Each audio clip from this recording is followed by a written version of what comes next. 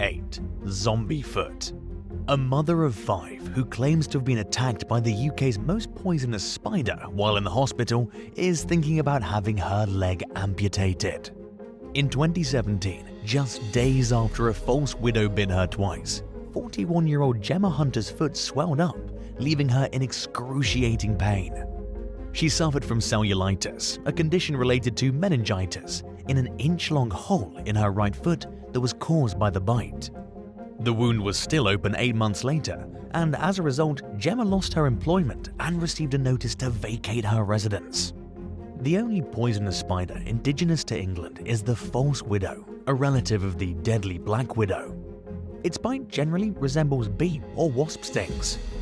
Gemma has reported that the entire ordeal really messed her life up, from losing her job as a school crossing guard to losing her home, on top of her health being in danger.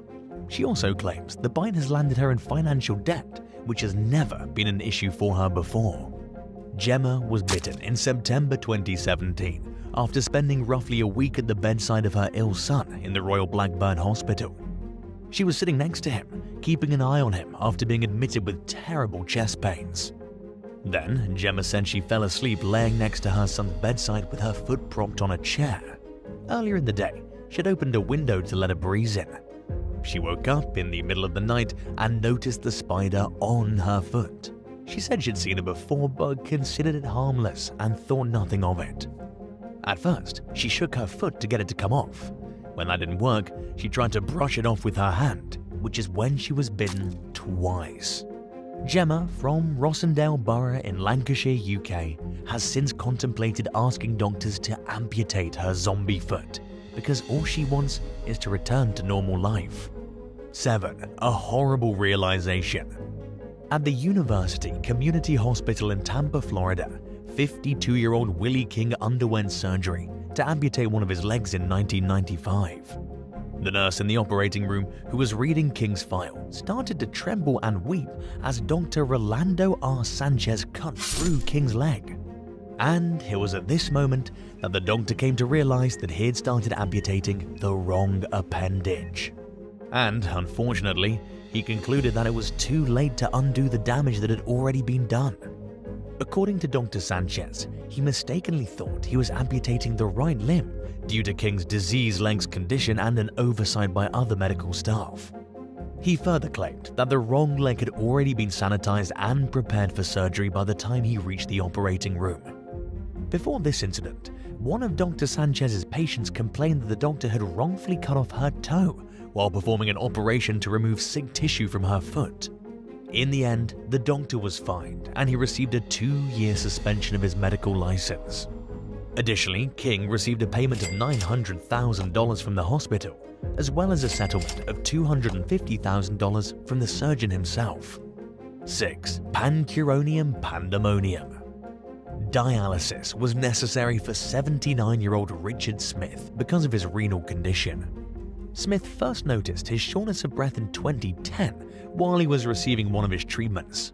As a result, he was admitted to the ICU at North Shore Medical Center in Miami, Florida.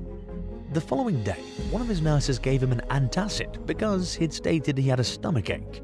But unfortunately, it wasn't a pill for stomach relief at all.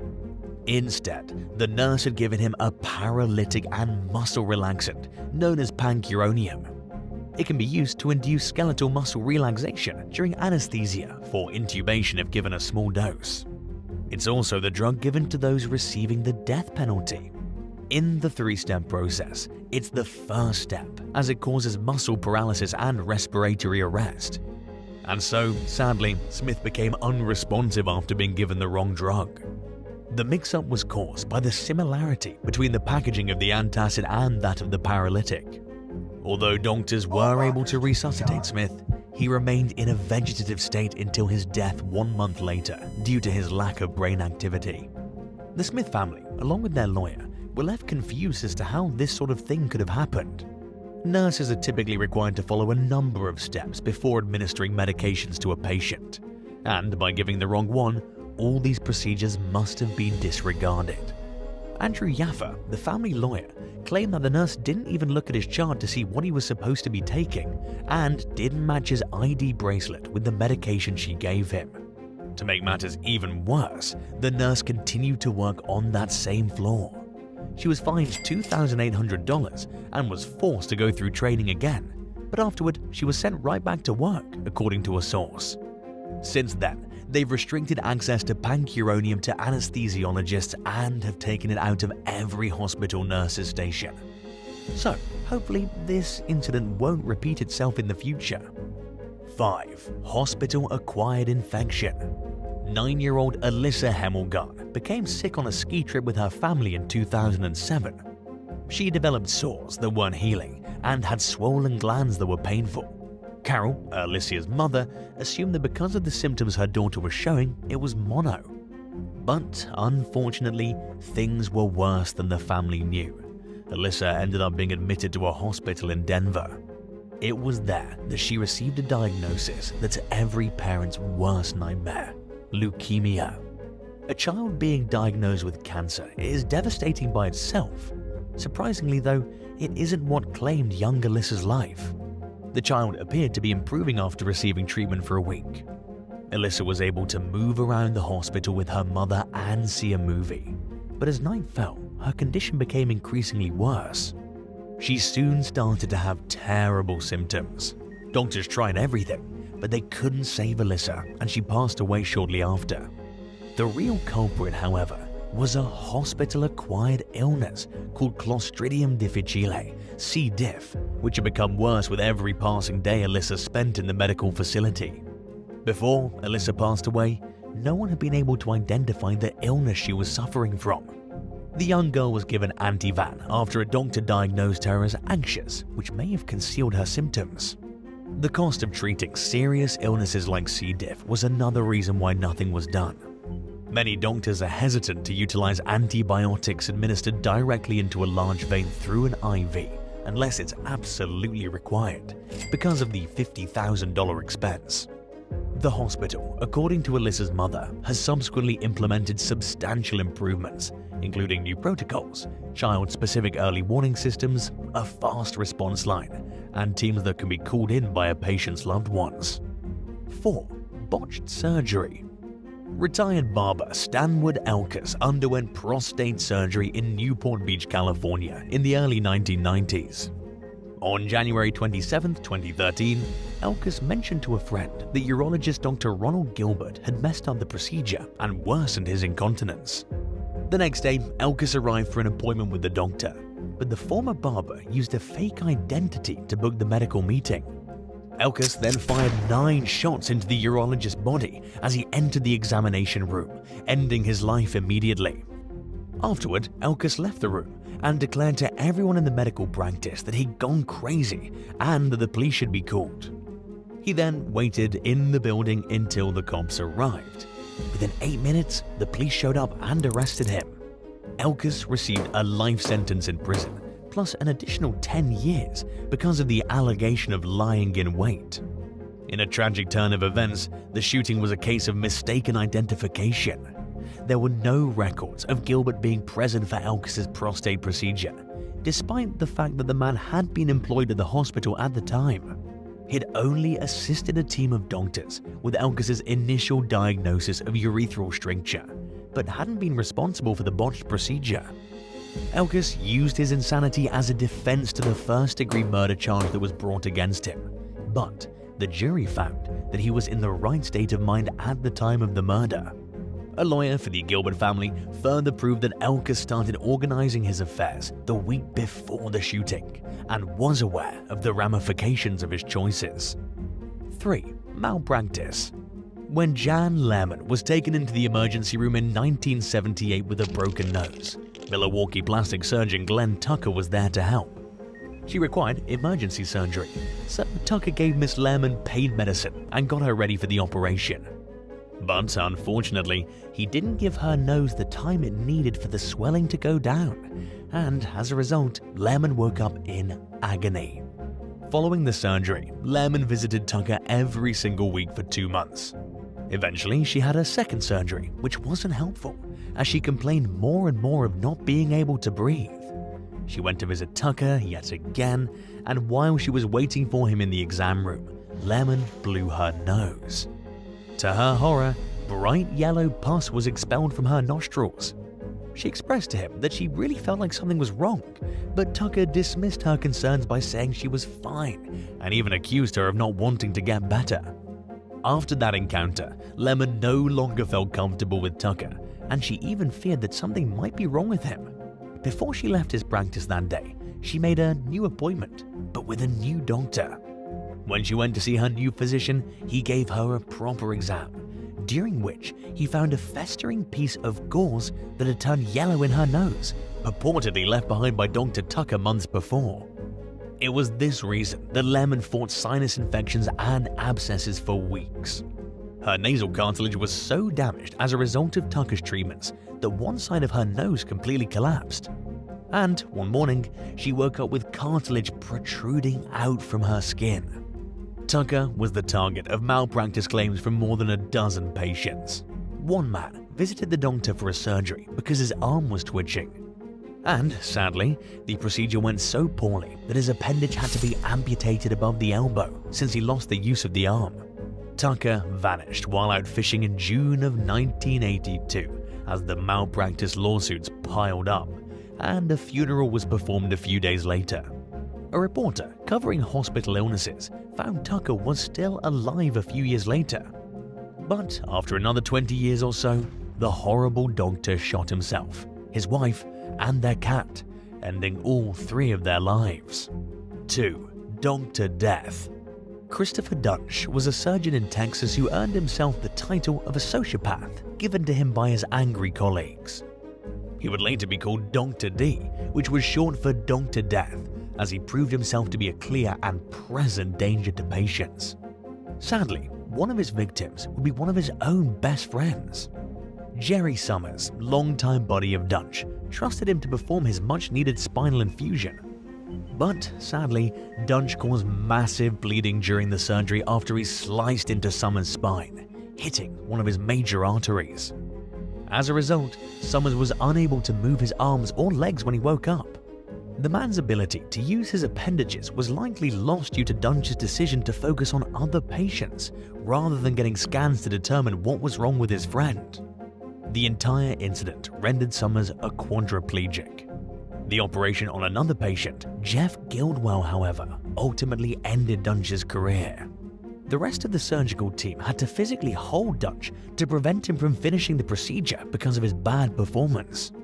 Dunch gave the family an explanation, while Guildwell lay neglected in the intensive care unit for the following 2 days. Randall Kirby, another surgeon, took over as the lead doctor for the patient. Dunch had completely botched Guildwell's surgery, which horrified Dr. Kirby. He inflicted several serious injuries on the patient, including cuts on his vertebral artery and his throat in the wrong spot. His throat wound was so bad that it had pus and saliva seeping out of it. Then, after an MRI was ordered, it was determined that a sponge had been left in his throat to fester. The Texas Medical Board initiated an investigation after learning about Dunch's history of doing operations incorrectly when Kirby reported him. And in 2013, Dunch's medical license was revoked after it was alleged that he'd injured 33 out of 38 patients. In 2017, he was given a life sentence after being found guilty of purposely hurting his victims. 1. Abduction of Joan Gaycroft. Many cities were destroyed and hundreds of lives were lost as an F5 tornado tore across Texas, Oklahoma, and Kansas on April 9, 1947. There were 185 deaths and several injuries in one of these communities, Woodward, Oklahoma. Joan Gaycroft and her 8-year-old sister Gary, who were both residents of Woodward, only suffered minor injuries. But sadly, their mother didn't make it, and their father came out of the ordeal with critical injuries. The 2 young ladies were brought to the neighborhood hospital to reside in the basement, which served as a sanctuary for refugees. Then, 2 unknown men wearing khaki army uniforms entered the basement sometime during the night and took Joan. The men reassured the girl that everything would be well and that they'd come back for Gary when she said that she didn't want to leave her sister. The men said that they were taking Joan to see her family after they were challenged by the hospital staff. But unfortunately, they weren't really questioned all that much and were granted permission to leave with Joan. This, of course, was a bad choice on the hospital's part, as Joan was never seen or heard from again. What's really strange about the whole incident is that everyone thought the men knew Joan because they called out her name when they walked into her room. Throughout the next few decades, the story received national news coverage, but Joan was never found.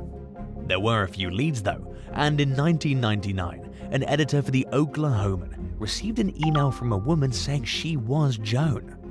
The message also stated she was living under a different identity and that her family was completely aware of it.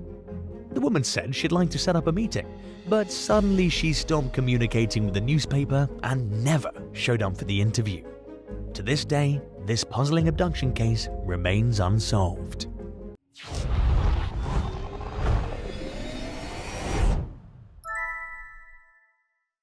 9. Parasitic eye worm. In early 2023, a nauseating video of a man pulling a parasitic worm out of his eye went viral.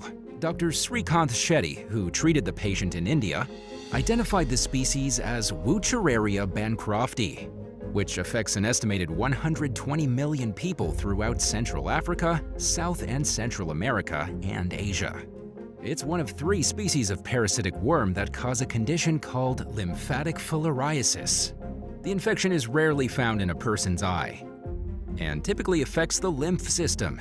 It spreads through repeated mosquito bites over time, which means that tourists and short-term visitors to tropical and subtropical regions are at a low risk for contracting it.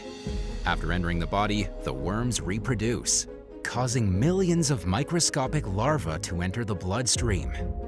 And while the parasite causes long-term damage to the lymph system, many people experience no symptoms. The infection can cause a person to hold fluid and develop swelling called lymphedema, as well as hardened skin or elephantiasis. In many cases, these symptoms take years to set in. According to the CDC, infections can be treated with a yearly dose of medication which kills larvae. The treatment prevents a person from being able to pass the infection on to someone else, but does not kill the adult worms living in someone's body, and isn't a guaranteed cure for the condition, even after the adult worms in someone's system finally die off after living out their 5 to 7 year lifespan. Patients can be left with lasting symptoms. 8. Gnathostomiasis. A few weeks after returning home to Australia from a family vacation to Thailand in 2015, 20-year-old Tess Swift began to feel sick to her stomach. Her condition worsened to the point where she was rushed to the emergency room. But doctors misdiagnosed her with irritable bowel syndrome, and little progress was made when it came to alleviating her symptoms. She became increasingly sick over the next 7 years as she tried desperately to find answers, and ended up on a feeding tube as she combated chronic pain and nausea. Swift also dropped out of nursing school because her suffering became too intense for her to focus on her studies. In 2019, she underwent an extensive battery of tests to get to the bottom of her mystery illness.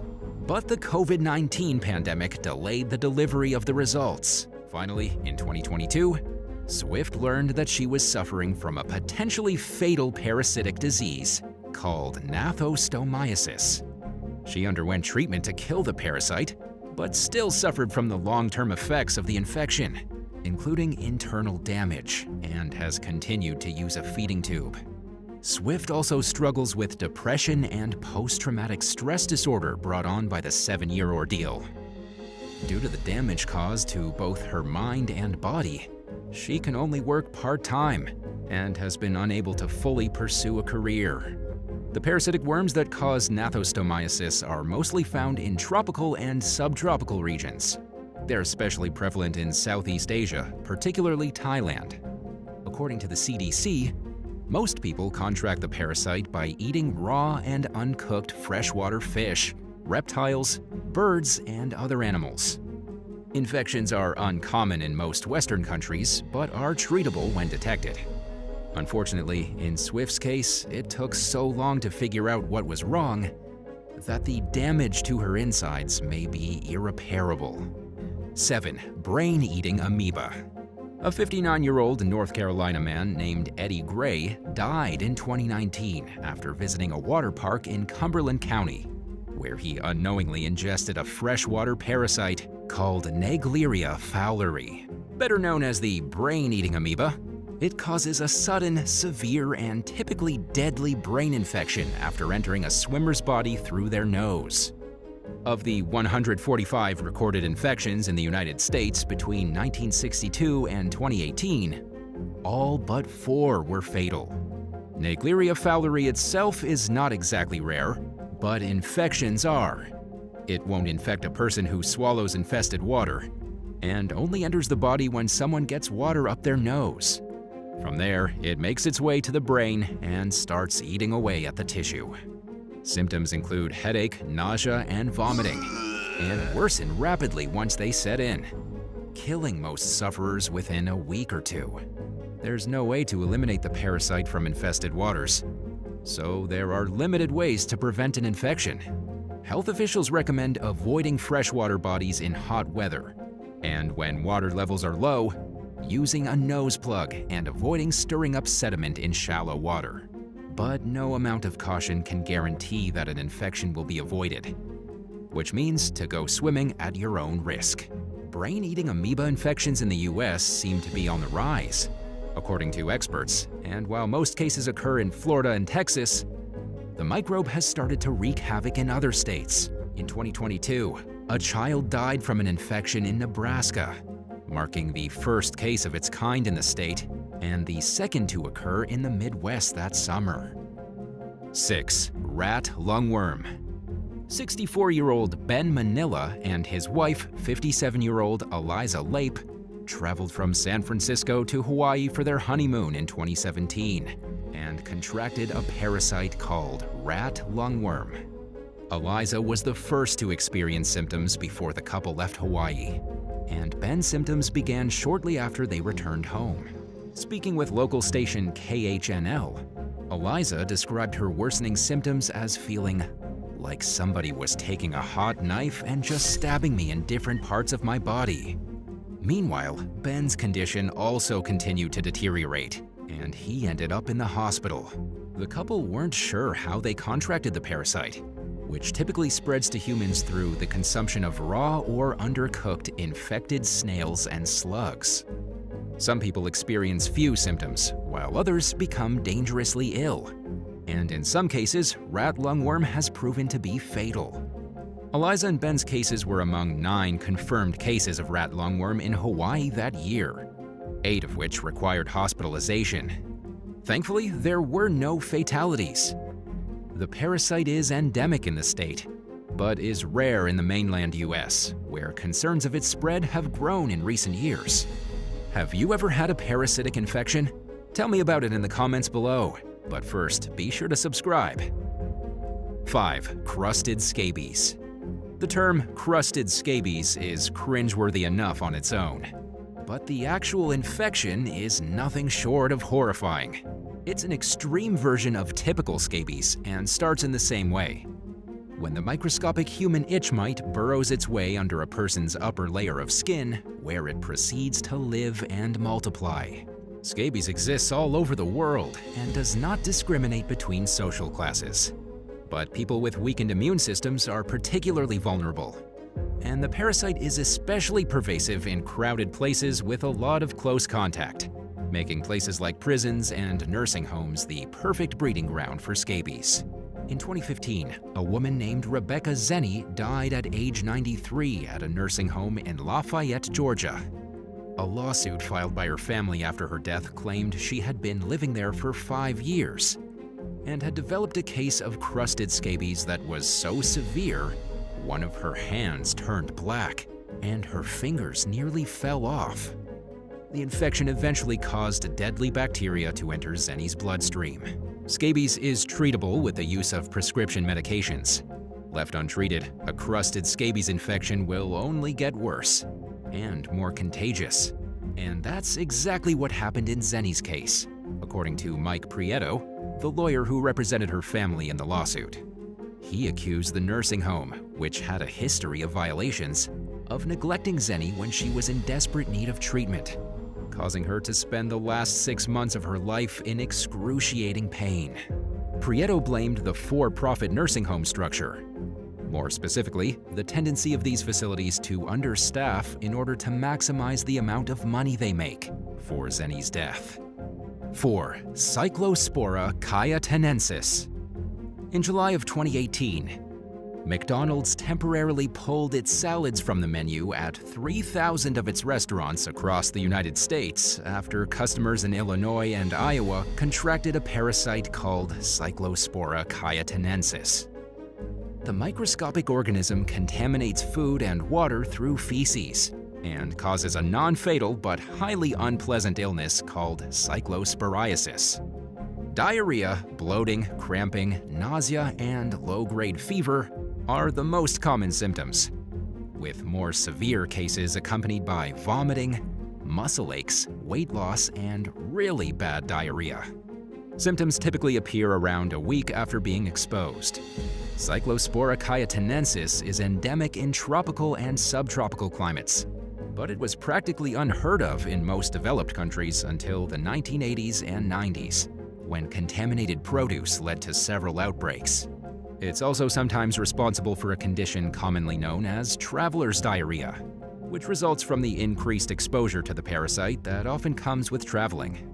The good news is that the condition usually doesn't require treatment and passes within 3 to 4 days, but it could last a month or longer, depending on the individual's immune system, and sometimes the symptoms subside, making it seem like the sufferer is cured, only to return with a vengeance. Around 550 people got sick in the 2018 McDonald's outbreak, which came on the heels of a large-scale recall of infected Del Monte produce that affected people in 4 U.S. states. These foodborne outbreaks aren't entirely uncommon, and while health officials say that thoroughly washing produce can greatly reduce the risks, doing so won't entirely eliminate the parasite from an infected product. 3. Swimmer's itch. In 2019, a lifeguard for the city of Los Angeles named Jasper Kim filed a grievance claiming that he and at least 20 other lifeguards developed respiratory and skin conditions after being required to swim in a parasite-infested lake. According to the complaint, Kim warned his superiors several times that the man-made Hansen Dam recreation lake hadn't been tested for parasites, but the lifeguards were nevertheless ordered to complete their swimming exam in the lake.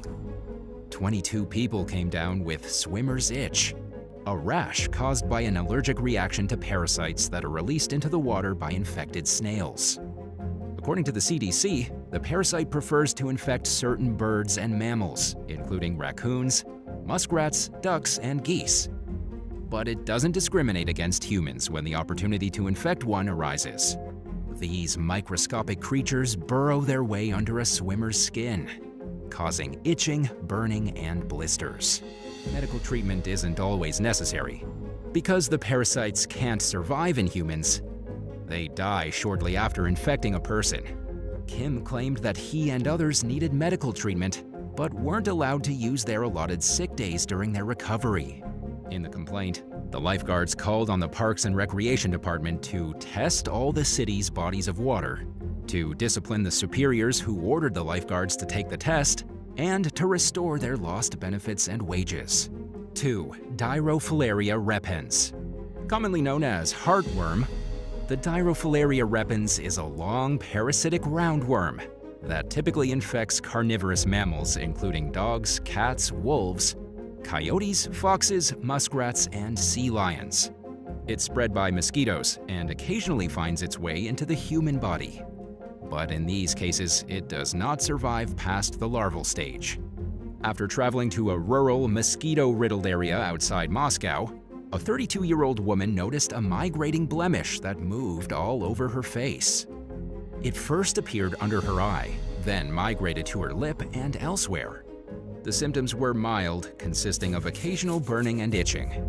She had no clue that she was infected with heartworm until doctors discovered the condition.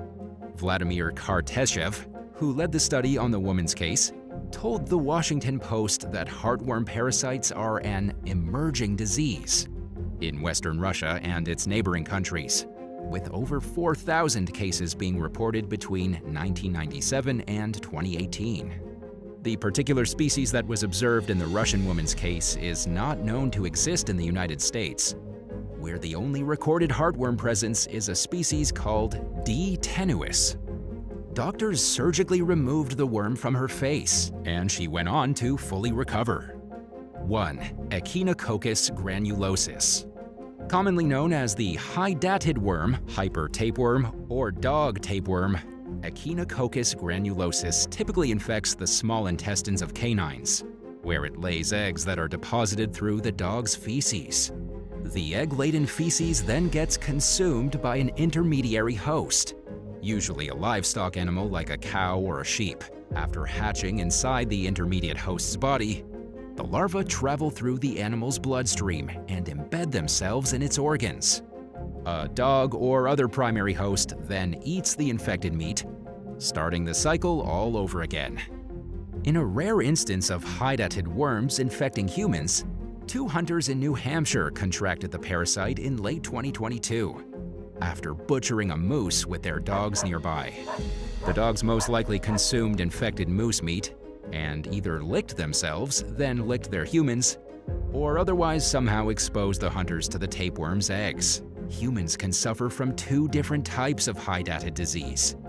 Cystic echinococcus, or CE, is often asymptomatic and therefore goes unnoticed. But the tiny worms can cause serious long-term damage in the form of cysts that develop on the organs. Alveolar echinococcus, or AE, is rare in humans but is much more dangerous than CE and can even be fatal. Hydatid worms were first discovered in Alaska, but are found all over the world and are especially prevalent in communities that practice sheep farming. The incident involving the 2 hunters in New Hampshire came amid warnings from the state's Health and Human Services Department about a tapeworm outbreak that had been infecting the moose population for several years. The agency recommended not letting dogs eat raw meat, keeping up to date on dogs' preventative worm treatment, and practicing thorough hand washing.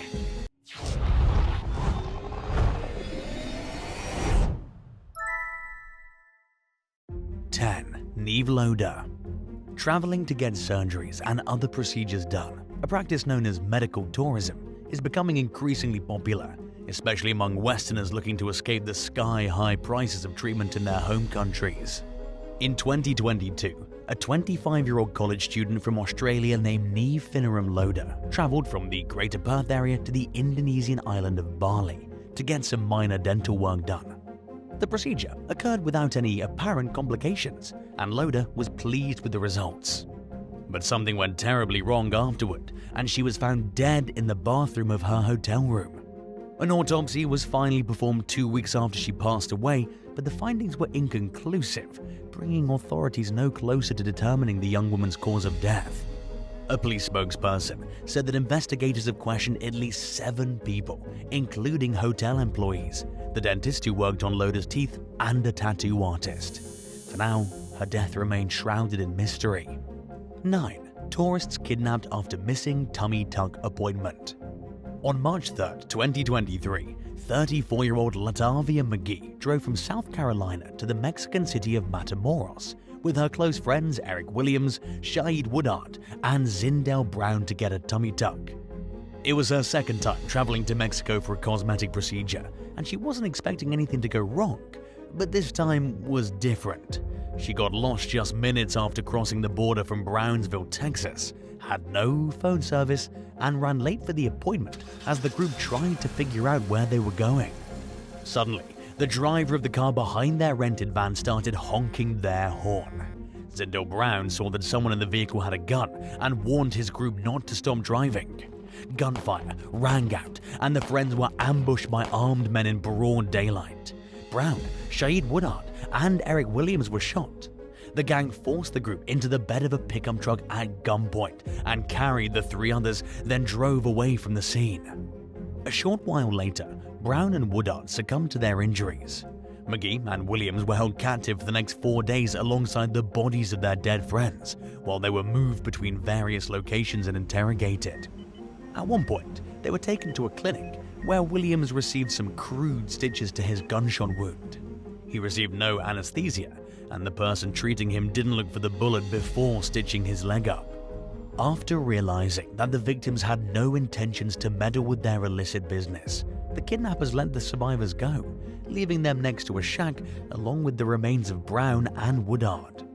The Gulf Cartel issued an apology letter for what appears to be a case of mistaken identity. US officials believe that the cartel mistook McGee and her friends as Haitian drug smugglers. McGee told CNN that the captors were armed at all times and had police scanners. They blindfolded her and Williams while transporting them from one place to another and remained one step ahead of law enforcement. Their level of sophistication seems to fit with the idea that the abductors were cartel members. Experts estimate that every year, tens of thousands of Americans get plastic surgery in Mexico, where prices are just a fraction of what the same operations cost in the United States. Tourists are cautioned to avoid certain areas, including the state of Tamaulipas, where cartel violence is rife. Many people go anyway, and nothing bad usually happens. In fact, it's extremely rare for cartels to target Americans with violence. But as this tragedy shows, there are potentially life-threatening dangers that come with getting cosmetic procedures done across the border. 8. Diara Akua Eunice Brown. 28-year-old Diara Akua Eunice Brown was among the hundreds of thousands of people who traveled to Turkey in 2021 for plastic surgery. She got liposuction to remove fat from her hips at a clinic in Istanbul and returned a few days later for a standard post-operative checkup. As the surgeon changed her dressings, she suddenly fell ill. Brown's condition rapidly deteriorated, and she died just hours later. Authorities declined to name the surgeon, known only as SGB, but said that they'd arrested him and were investigating the case. He repeatedly told law enforcement that Brown seemed fine until she got sick out of nowhere, and that he had no idea what caused the sudden onset of symptoms. Updates have been scarce since news of the tragedy broke, and it's unclear what became of the situation. 7. Iconic Fanchi. With a name like Iconic Fanchi, you know the next story on today's list is gonna be good. It all started one day in February 2019, when a woman entered a bank in Gulfport, Mississippi, and handed the teller a note stating that they had 1 minute to hand over some cash or they would die. She made off with $4,800. Witnesses helped police identify the suspect as 39-year-old Iconic Fanchi, formerly known as Jimmy Lewis. Her abandoned Cadillac was found near the crime scene, and cell phone data put her within the vicinity at the time of the robbery. By the time investigators followed her trail to the Houston International Airport in Texas, she had left the country. They soon discovered that Miss Fanchi had run off to Mexico with her ill-gotten cash. She used the money to get plastic surgery on her cheeks, lips, and nose. When she flew back into town, she tried to stealthily make her way through the airport without alerting authorities to her presence. But it was impossible not to notice her bandaged and swollen face, and officers quickly took her into custody. Fanchi pleaded guilty to 2 counts of bank robbery after a lengthy court battle and was sentenced to 15 years in prison. As it turned out, this wasn't the first time she robbed a bank to pay for medical procedures. Back in 2008, she reportedly stole $10,000 from banks to fund her gender confirmation surgery. She served a 15-month sentence for her crimes only to re-offend years later, so it's perhaps understandable that the court was less forgiving the second time around. 6. Alicia Renette Williams. During the summer of 2019, beloved high school English teacher Alicia Renette Williams traveled from Birmingham, Alabama to the Dominican Republic to get some procedures done at, once again, the Dr. Lorena Arias Clinic in Santo Domingo. The 45-year-old suffered from blood clots and other complications following the surgeries and passed away 5 days later. In a video posted to her Facebook page around the time of the tragedy, plastic surgeon and safe surgery advocate Dr. Myla Bennett acknowledged that botched procedures are known to take place in various countries and even in some parts of the US like Miami. But she said that the Dominican Republic is a little different than other places, because even in cases where patients don't die, they often suffer aggressive infections that are extremely hard to treat. According to Dr. Bennett, symptoms sometimes take weeks to appear and are often vague at first. In a lot of cases, the infections require heavy-duty antibiotics which come with unpleasant side effects, including the tendency to make patients extremely sick. Even after enduring what sounds like pure hell, those who survive are lucky compared to those who experience deadly complications. The US Centers for Disease Control and Prevention has echoed Dr. Bennett's sentiments, with numerous warnings to the public against traveling to the Dominican Republic for plastic surgery. Just a few weeks after Williams' death, a 26-year-old New York woman named Charlene Paulino died after getting 6 operations done at the same clinic. A third tragedy came on the heels of the women's deaths, and the facility was finally shut down by the Dominican government. But there are undoubtedly other shady practices out there. Advocates for safe surgery encourage patients to do intensive research into the procedures and providers they're considering before making a commitment, and not to get too many things done at once. 5. Shannon Palmer. Like many women, 35-year-old Shannon Palmer wanted to feel better about her appearance after having children. She spent years saving up her money, and in 2022, she finally had enough money to get a mummy makeover done in Mexico. The mother of 3 traveled from Vancouver, Washington to Tijuana for the procedure, which included a tummy tuck, a chest lift, and a transfer of fat to her hips from other parts of her body. Palmer had meticulously researched providers and was confident that she was in good hands with her chosen doctor, who had all the proper credentials and was highly reviewed. But she was alarmed when she woke up from the operation and felt an agonizing sensation in her hands.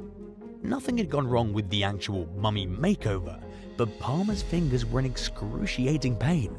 They were cold, yet they felt like they were burning.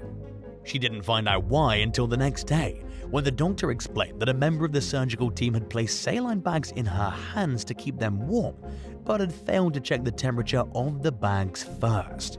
They were dangerously hot and left Palmer's hands covered in second and third degree burns. Staff members did their best to treat the injuries, which became covered with huge blisters. They drained the blisters, changed the dressings, and applied ointment. The complications kept Palmer laid up at a hospital in Mexico for 4 days before she was finally able to return to the US. By the time she arrived home, she had lost all sensation in her thumb and middle finger. She sought a second opinion from American experts who tried to save her hands by putting her in a hyperbaric oxygen therapy chamber. In the meantime, Palmer struggled with the humiliating reality of needing help with the most basic and personal tasks, including eating, showering, and using the bathroom. After 20 sessions in the oxygen chamber, doctors concluded that they couldn't save all of her fingers. Upon hearing the news, Palmer had an anxiety attack. She begged the doctors not to amputate, but ultimately realized that they had no other choice. Palmer lost half of her right thumb and about an inch of her left middle finger. She's no longer able to fully participate in some of the hobbies she enjoyed before, like sewing, art, and playing the piano. And it made her role as a mother much more difficult, making activities that are supposed to be memorable more complicated and frustrating than anything. The clinic that burned Palmer's hands paid the $6,000 for the hyperbaric oxygen treatments, but went like ghosts when she tried getting them to cover the $2,400 amputation bill. She told the New York Post that she never imagined in a million years that she would come out of a mummy makeover with 2 less fingers. Palmer went public with her story to warn other plastic surgery patients to research not only their doctor, but the supporting staff members who might be part of the surgical team. 4. Alexandra Medina. 33-year-old Alexandra Medina traveled from New Rochelle, New York to the Dominican Republic in 2019 for a tummy tuck and liposuction, and she sadly never made it back to the United States. She died on the operating table a day after arriving in the country, leaving her family heartbroken and longing for answers about what went wrong. Her sister, Maxine David, told CBS News that Medina was unhappy with her appearance. She consulted with several doctors in the US about getting liposuction, but was reportedly told that she had to lose weight before they could safely perform the procedures. But the staff at Dr. Lorena Arias Clinic in Santo Domingo allegedly told Medina that they'd dealt with bigger women before and that it would be no problem to do the operations, and it would also be much cheaper. Medina's family warned her to really think before committing to the surgeries. They told her that the whole thing seemed rushed and reminded her that she was already beautiful to begin with. But she trusted that she was in good hands and went ahead with her plans. The Spanish-language news outlet Noticias Sin reported that Medina's preliminary cause of death was ruled as an embolism. She was the third American to die in the span of just 1 month after receiving treatment at the Dr. Lorena Arias Clinic, prompting widespread outcries for justice. As it turned out, the clinic apparently wasn't even licensed to perform aesthetic surgeries. Authorities shut it down and launched an investigation into the facility. But it's alarmingly common for patients to experience life-threatening and deadly symptoms after receiving plastic surgery in the Dominican Republic, leaving Medina's family concerned that the issue would ultimately be swept under the rug. 3. Unwell after weight loss surgery. Turkey is one of the world's top medical tourism destinations. It's particularly popular among Brits, who commonly go there for a wide variety of procedures. But not everyone returns well or even alive. A BBC investigation published in March 2023 revealed that at least 7 British patients have died after traveling to Turkey for weight loss surgery, while others returned to the UK with troubling complications. The procedure, known as a gastric sleeve, removes around 70% of the patient's stomach to make it smaller. As a result, the person gets full from a small amount of food and theoretically has an easier time losing weight. Getting the operation covered by the country's health insurance plan is reportedly a waiting game though, and people understandably become impatient. Many go to Turkey, where they can get the gastric sleeve done for an affordable price.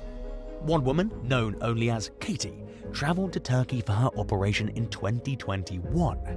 She told the BBC that she was in agonizing pain shortly after the surgery was done, but staff members told her it was just trapped gas.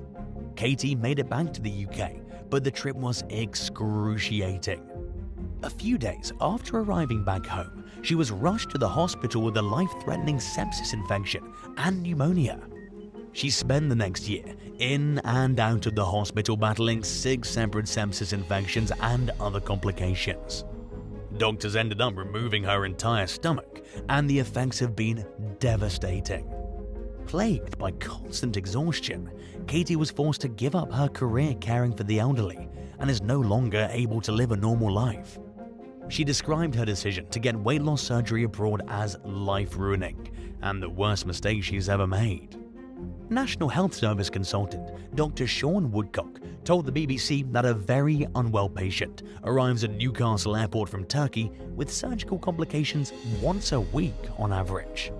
And the investigation found that the number seems to be increasing, making it more important than ever for patients to make informed decisions.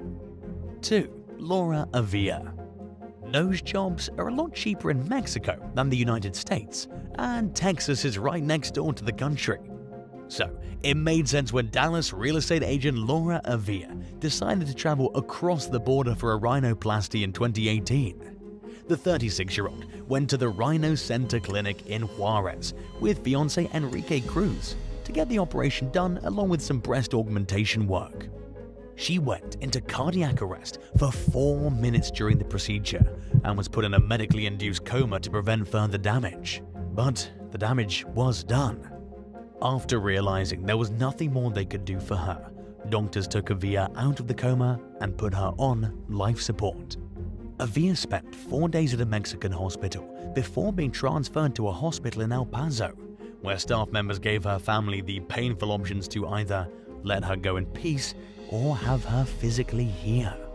In other words, her chances of full recovery were next to impossible, and if she were to improve, she would function minimally at best and would essentially have no quality of life. The family was understandably torn and took the time they needed to make the decision. Via spent a month in hospice before succumbing to her injuries. The young woman's sister, Angie Avia, told CBS News that the doctor who performed Laura's surgery admitted they had administered anesthesia to the wrong part of her spine. In addition to sending her into cardiac arrest, the mistake caused her brain to swell and her kidneys to fail. According to Laura's fiancé, Enrique Cruz, the emergency happened just 4 minutes into the operation, but staff members failed to inform him of the situation until 8 hours later. In a Facebook post, he said that he covered Laura's hospital bills, gave some financial support to her family, and was now determined to seek justice for his fiancé's untimely death. It took some time, but authorities finally arrested the doctor who performed the botched procedure, Judith Hernandez, in 2022. She maintained her innocence through her lawyers, who said that they would provide proof that Hernandez is not responsible for Avia's death. In fact, Hernandez has denied participating in the surgery altogether. News reports on the arrest were vague and failed to clarify exactly what Hernandez was charged with, but confirmed that the clinic had been shut down. The case appears to be ongoing. 1. Laura Donald. After saving her money for years, Laura Donald traveled from Oxford, England to the Polish city of Wrocław in 2015 for a breast augmentation and liposuction to her thighs. Shortly after the procedure, she began to feel discomfort and pain. When she complained to a nurse, she was told she would be fine. Donald's condition worsened, but she managed to get on a flight back to the UK. Once she arrived, her family rushed her to the hospital, where doctors quickly determined that she was suffering from a life-threatening sepsis infection. The mother of 3 later told the press that she was in such bad shape she doesn't remember much about her time in the hospital. Her loved ones later told her that she was in critical condition and had fought for her life. Over the next few years, Donald underwent multiple reconstructive surgeries, which included painful skin grafts and revisions to the botched work that was done in Poland. She said she spent months researching the surgeries before traveling to get them, and had verified the credentials of the surgeons who performed the procedures. Convinced that there was nothing else she could have done to make an informed decision, Donald hired a lawyer and sued the practice. The judge who oversaw the case held the practice responsible for her suffering and awarded a judgment in her favor. Thanks for watching. If someone died at the operating table at a doctor's office where you plan to get surgery in the near future, but the surgeon insisted that it wasn't their fault and their explanation seemed believable, would you still consider going there, or would you automatically cancel the procedure and look for another provider? Let us know in the comments below, and don't forget to subscribe. See you next time. Bye.